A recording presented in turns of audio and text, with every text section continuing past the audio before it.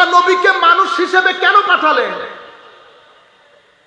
যদি নবীর মধ্যে নবী মানুষ না হতেন তো নবী আল্লাহকে আমাদের সাথে পরিচয় করাইতে পারতেন না, কারণ আমরা তো মানুষ, ঠিক না?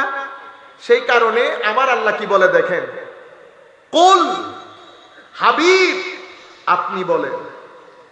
কি বলবে আল্লাহ? হুয়া, তিনি আল্লাহ এক। এটা পবিত্র কোরআনের সূরাতুত তাওহীদ, সূরাতুল ইখলাস। আপনারা জানেন তো সূরাটা, পড়তে পারবেন? একটু পড়েন। বিসমিল্লাহির রহমানির রহিম। কুল হুয়াল্লাহু আহাদ আল্লাহুস সামাদ লাম ইয়ালিদ ওয়া লাম ইউলাদ ওয়া লাম ইয়াকুল লাহু কুফুয়ান আহাদ।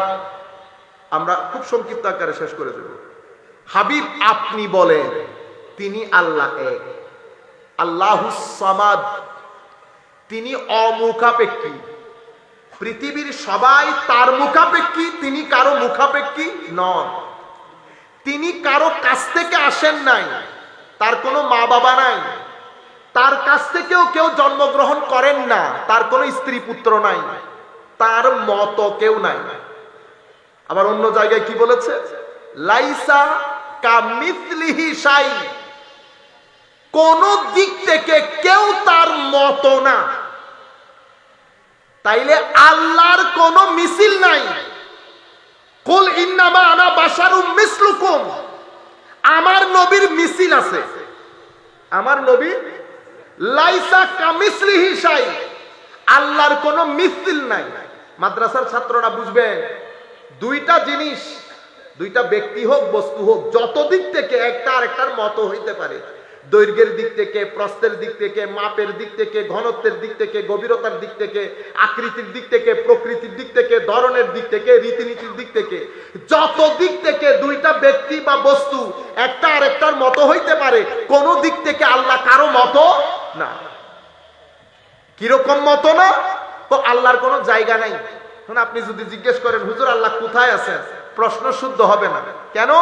কারণ আপনি বলতেছেন কোথায়, কোথায় মানে জায়গা, কোন জায়গায়? তো জায়গা সৃষ্টি হয়েছে তো অনেক পরে, আমার আল্লাহ জায়গা সৃষ্টি হওয়ার আগেও ছিলেন। তো জায়গা সৃষ্টি হওয়ার আগে যেখানে ছিলেন এখনো সেখানে আছেন। আমার আল্লাহ, কলেজ ইউনিভার্সিটির ছেলেরা ইজিলি বুঝতে পারবে, আমার Allah he is free from time and space.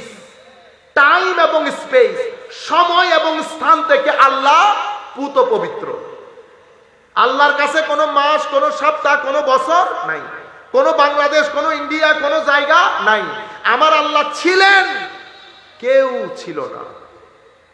এরপরে আমার আল্লাহ সৃষ্টি করা শুরু করেছেন, এখনো তেমন আছেন, আগে যেমন ছিলেন।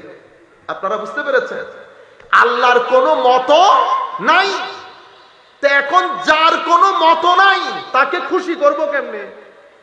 কারণ আমি তো একটা জায়গায় থাকি, একটা জায়গা, এখন একটা জায়গাতে না, একটা জায়গা, আমার একটা সময় আছে, আমি সৃষ্টি।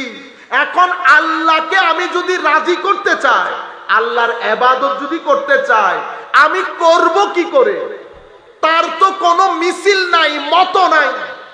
সেই কারণে আমার আল্লাহ কি বলেন? হাবিব বলে দেন মিসলুকুম, আমি তোমাদের মতো মানুষ। আল্লাহর মত নাই, আমাদের মতো করে আল্লাহ একজনকে পাঠিয়েছেন। এখন এই মতের অর্থ কি?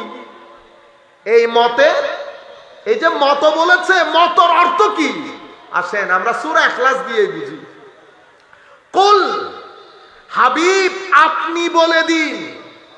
তাইলে এই সূরার নাম সূরা তাওহীদ না? আমার ভাইরা যারা যেখান থেকে বসে শুনতেছেন, আমি জানি অনেক ভাই রাস্তায় দাঁড়িয়েও শুনতেছেন, ঠিক আছে? অনেকে আছেন মোবাইল দিয়ে আরেকজনকে শুনাইতেছে।